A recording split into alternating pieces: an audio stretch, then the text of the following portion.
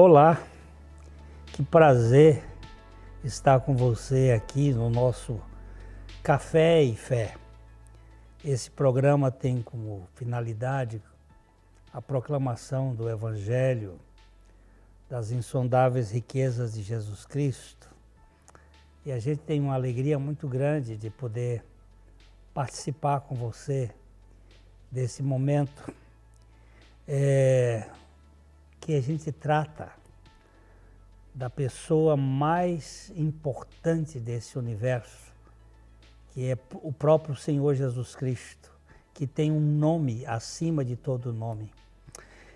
Os links das nossas redes sociais estão aí na tela para que você possa conhecer mais o material, o nosso conteúdo e participar. A gente conta com você como parceiro, como alguém que está aliado em 3 áreas muito importantes: a intercessão, a oração. Nós não podemos funcionar sem os poderes de Deus, sem a força do céu. Então nós pedimos a você para orar por este programa, por esse trabalho. Segunda coisa, você pode compartilhar esse material com outras pessoas, se você achar importante, evidentemente. E uma terceira questão é que a sua contribuição nos ajuda a permanecer mais tempo no ar como programa. Nós vamos para um pequeno devocional e já a gente volta.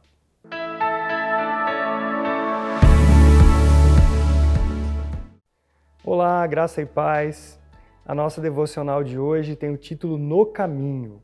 E nós veremos o texto de Mateus capítulo 10, 25, que diz: Basta ao discípulo ser como o seu mestre e ao servo como o seu senhor. Ao enviar os 12 discípulos para a missão, Jesus lhes deu algumas instruções.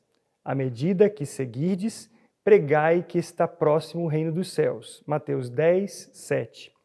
Essa mesma ordem Jesus deu aos seus discípulos antes da sua ascensão aos céus, como descrito em Mateus 28, versículo 19, dizendo que o anúncio do Evangelho ocorre no decurso e por meio de nossas vidas neste mundo. Há muitas coisas importantes que damos atenção na vida diária. Os eventos como nascimento, crescimento e morte acontecem concomitantemente e quando damos conta, o tempo passou, algumas coisas ficaram para trás e não valorizamos o que de fato precisávamos. Aquele que nasceu de novo em Cristo tem uma vocação neste mundo: pregar que está próximo o reino dos céus. Ele não vive mais para si, mas para Cristo. Seus negócios não são seus, mas do reino de Deus. Seu tempo não é mais seu, mas de Deus. Tudo quanto possa ter vem de Deus e é de Deus. À medida que vivemos aqui na terra, tudo quanto sonhamos ou viermos a fazer, necessariamente precisa estar em consonância com o chamado de Deus. Não vem primeiro o fazer, mas o pertencer a Ele e viver em íntima comunhão com Ele. Assim, os discípulos aprenderam do Senhor Jesus Cristo enquanto caminharam com Ele. Assim como tu me enviaste ao mundo, também eu os enviei ao mundo, disse Jesus em João 17, 18. O mundo não é um parque de diversões e não estamos aqui para buscar a felicidade. O mundo jaz no maligno e não é amigável com ninguém que deseja viver piedosamente em Cristo. Por isso, não sejamos enganados com as distrações oferecidas. Eles não são do mundo, como também eu não sou. João 17, 16. Quando comparamos luz com trevas, vida com morte, limpeza com sujeira, o belo com o monstruoso, fica claro quanto distante o propósito da vida dos filhos de Deus dos desejos dos filhos das trevas. Assim também precisamos considerar o que temos mais ansiado durante nosso percurso aqui. O maior contentamento do Filho de Deus está em viver seguramente na vontade boa, perfeita e agradável do Pai. Essa expressão de segurança quer enfatizar que mesmo em meio aos desafios da vida neste mundo, podemos viver seguros, pois estamos no centro da vontade do Pai.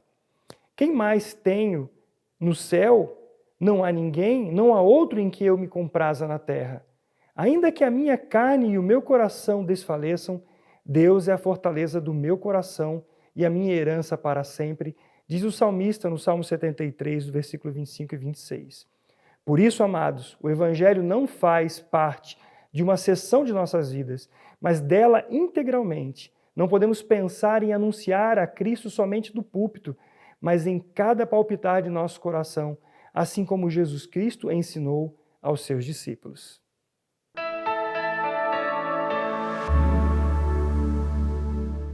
Ótica Higienópolis. Há 35 anos no mercado óptico de Londrina, sempre com novidades em produtos e tecnologia. Nossa equipe está preparada para dar uma verdadeira consultoria, facilitando a escolha de seus óculos para correção ou proteção solar.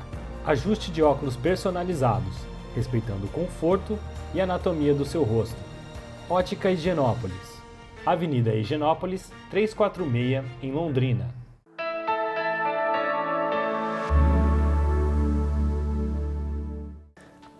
Nós vamos começar uma série sobre a Palavra de Deus, como a comunicação que Deus tem para conosco. Antes de entrarmos nesse primeiro programa, nós vamos orar. Nosso Pai Celestial,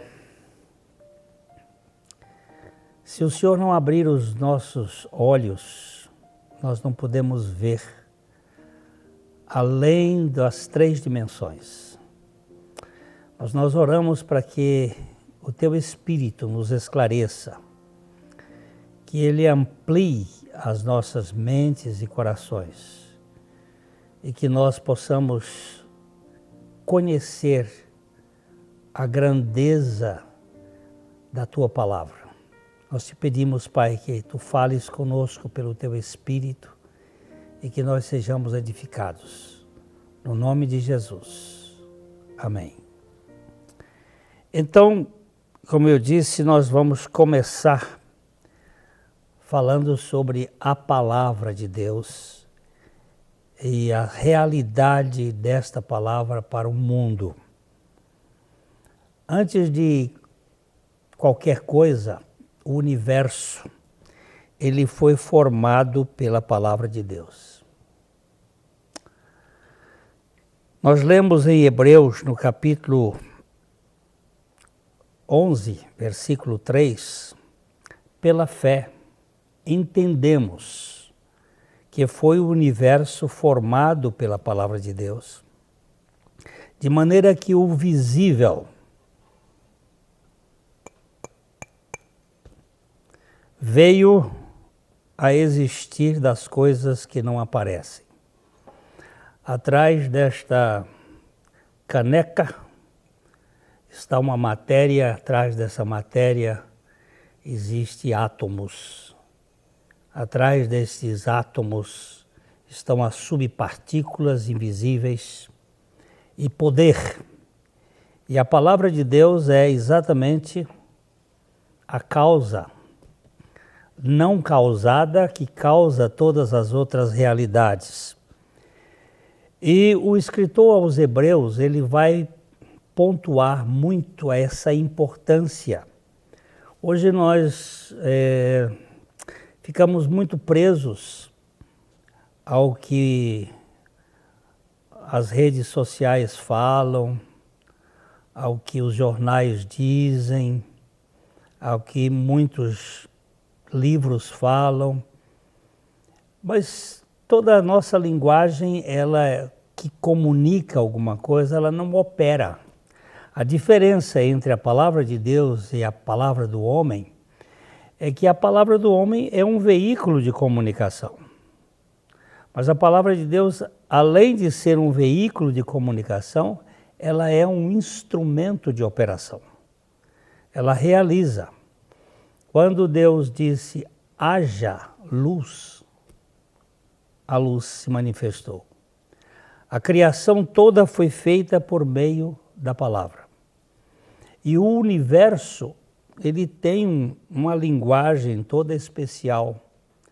O Salmos 19, ele diz que os céus declaram ou proclamam a glória de Deus e o firmamento anuncia as obras das suas mãos. Nós temos aí uma linguagem que é sem palavras e sem fala, mas que ouvimos a sua voz em toda a extensão da terra. Esta é uma linguagem que está mostrando a existência de um Criador. Assim como o Moisés, a estátua célebre de Miguel Ângelo, ela atesta a competência daquele homem fantástico, aquele escultor maravilhoso. O universo também fala da realidade de um Deus que fala. Quando eu vou olhar a Mona Lisa, eu fico embevecido com aquela pintura, mas mais ainda com o seu pintor, Leonardo da Vinci. Eu não o conheço, mas eu não posso deixar de apreciar a sua competência. Então, há uma linguagem no mundo que fala de um Deus. E o livro de Hebreus vai tratar muito dessa questão do Deus que fala, do Deus que se comunica. Ele começa dizendo que, havendo Deus falado outrora muitas vezes e de muitas maneiras ele nos falou pelos profetas. Nestes últimos tempos, nesses últimos dias, ele nos fala pelo Filho, que é a linguagem conclusiva, final e cabal de Deus para a humanidade. Esta declaração nos faz entender que o Deus que fala conosco, ele fala para poder se revelar de uma dimensão que nós não conhecemos, porque todo o nosso conhecimento, ele parte de 3 dimensões: comprimento, altura e largura. Mas isto não quer dizer que acabou. Eu outro dia estava lendo um artigo científico em que eles estavam trabalhando com mais de 100 dimensões. Mas eu já ouvi artigos que falam que já estão chegando a perto de 500 dimensões. Eu não sei nem entender o que é isto. Mas o que eu sei é que nós somos muito limitados no nosso conhecimento. Mesmo com toda a tecnologia que nós temos, com essa riqueza de conhecimento, nós vemos ainda muito pouco diante da grandeza da realidade do universo. Que declaração tremenda e de grande responsabilidade dizer que Deus fala e que Ele falou e que se nós recusarmos ouvir a sua voz, será uma grande tragédia. No livro de Hebreus, no capítulo 12, verso 25, ele diz assim: tenham cuidado, não recusem ao que fala, pois se não escaparam aqueles que recusaram ouvir quem divinamente os advertia sobre a terra, muito menos nós, os que nos desviamos daquele que do céu nos adverte. Eu queria chamar a sua atenção sobre a importância de ouvir a palavra de Deus. As comunicações humanas têm tempo de limitação. Muitas coisas que foram chamadas de científicas não duraram muito tempo. Elas envelheceram, elas caducaram, elas perderam o seu tempo de validade. mas a palavra de Deus, ela é eterna. E se você não tomar isto como sério, você estará realmente em lugar muito perigoso. O que você faz com a palavra de Deus determina o que você desfrutará da vontade de Deus e reivindicará a sua herança. Se nós não atentarmos com mais diligência, o que Deus fala pode ser muito trágico. Eu não tenho tanta preocupação com o ministro que disse perdeu Mané diante de uma eleição. Eu tenho muita preocupação daqueles que não levam em consideração a palavra de Deus e chegar naquele momento quando ele tiver que dizer ide malditos para o fogo eterno, preparado para o diabo e os seus anjos.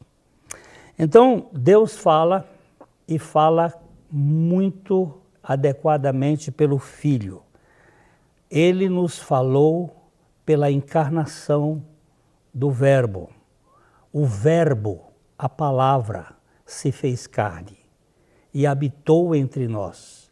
A palavra, a comunicação de Jesus Cristo, ela é conclusiva. Jesus Cristo é a última palavra do Pai para a humanidade.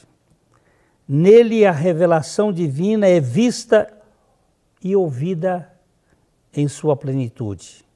E nele a revelação de Deus é completa. E é isso que nós vamos estar mexendo, vamos procurar mexer aqui nessa sequência sobre a palavra de Deus na carta aos Hebreus, uma igreja do primeiro século.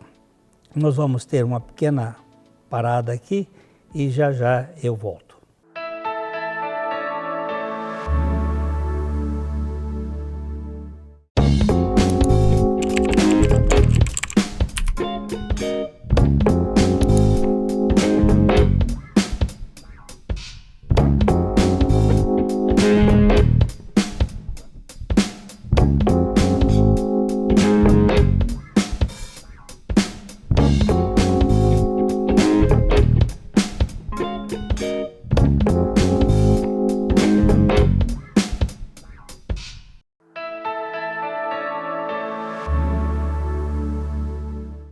Então, nós estamos aqui falando sobre o discurso de Deus para o mundo, para o homem, na pessoa de Jesus Cristo. Quando nós o vemos, nós vemos o Pai. Jesus disse assim, quem vê a mim, vê o Pai. Ele é a exata expressão do ser divino. Por meio de Cristo, nós entendemos de onde tudo veio e para onde tudo está indo. O que mantém tudo e por que estamos aqui. Que são aquelas perguntas: quem é Deus? Quem somos nós? Qual é a nossa missão aqui? O que nós estamos fazendo aqui? E para onde nós vamos? Essas são as 4 perguntas existenciais que cada pessoa faz. E ele é a resposta para essas perguntas. Quem é Deus? É a realidade que transcende, mas ele se encarna agora para trazer ao homem a possibilidade do entendimento na terceira dimensão. Já que eu não posso compreender o transcendente, ele se tornou imanente, ele se tornou entre nós. E essa encarnação, ela traz a perfeita realidade de um Deus que se importa com as pessoas. Porque o pecado, ele nos fez muito arrogantes e cheios de nós mesmos, com uma tendência que é chamada de teomania ou onipotência. Nós queremos fazer as coisas por conta própria. E isso tem trazido grande prejuízo da humanidade. Porque quando eu não chego a ser esse top, eu tento eliminar aquele que está acima de mim. Isso gera uma guerra. Isso gera uma pressão muito forte. Então Jesus Cristo, ele é a linguagem de Deus para nos retirar dessa construção semântica absurda do ego. Também entendemos que ele fez todas as coisas, ele sustenta todas as coisas, ele morreu pelos nossos pecados e ele nos fez morrer juntamente com ele para que nós fôssemos libertos da tirania, da nossa onipotência, da nossa egolatria, da nossa mania de querer ser o centro do palco, fazer com que todas as coisas redundem para a nossa vontade. Agora Jesus Cristo está entronizado e ele vai voltar para estabelecer um novo reino, onde não habitará mais o pecado. Isto que temos que ter essa consciência. Havendo Deus falado pelo Filho, a quem constituiu o herdeiro de todas as coisas, ele que sustenta tudo, todo o universo pela palavra do seu poder, depois de ter feito a purificação dos nossos pecados, assentou-se à destra da majestade de Deus. Um Deus que se assenta significa que ele terminou o seu trabalho redentivo. Nós não precisamos fazer mais absolutamente nada em favor da nossa salvação. Um dos conceitos mais preciosos das Escrituras é a palavra graça. Quando Jesus se esvaziou de sua glória, ele desceu até ao nosso patamar cheio de graça e de verdade. Para que, pela sua graça, que significa Deus dando e fazendo tudo a quem não merece coisa alguma, nem tem condições de merecer. Se nós merecêssemos, isto seria um negócio. Mas na graça, que é a forma muito clara que o apóstolo Paulo vai nos dizer, pela graça vocês são salvos por meio da fé. E esta fé não vem de vocês. Ela vem da graça, para que você não se vanglorie, para que você não se orgulhe. Tudo que eu faço sem ser pela graça, eu tenho um certo mérito e eu fico orgulhoso com isso. E orgulho é pecado. Então, como é que pecado vai salvar pecado? Não tem jeito. Então, nós temos que entender que essa linguagem de Jesus é uma linguagem que nos liberta da nossa presunção. Um dia ele vai voltar para buscar os seus. E eu queria saber aqui, você tem certeza do seu novo nascimento em Cristo Jesus? Eu não estou perguntando para você se você é católico, se você é protestante, se você é evangélico, se você tem algum título religioso. Isso aí não é a questão fundamental. Quando Jesus conversava com um mestre religioso, um doutor da lei, chamado Nicodemos, Nicodemos fez uma série de elogios a ele, sabendo que ele era de Deus, que ninguém podia fazer os sinais que ele fazia se Deus não estivesse com ele. Jesus não entrou nas milongas de Nicodemos, mas foi direto ao ponto. Disse, na verdade, eu quero te dizer que se alguém não nascer de novo, não pode ver o reino de Deus. Não é aqui uma questão de cultura religiosa, de acadêmico, não é uma questão teológica, não é uma questão de vida moral, é uma questão de novo nascimento, ou seja, o nascimento do alto. E Jesus vai explicar para ele que o que é nascido da carne é carne. E o que é nascido do Espírito é Espírito. Então todos nós nascemos neste mundo da carne, dos nossos pais, mas precisamos nascer do alto.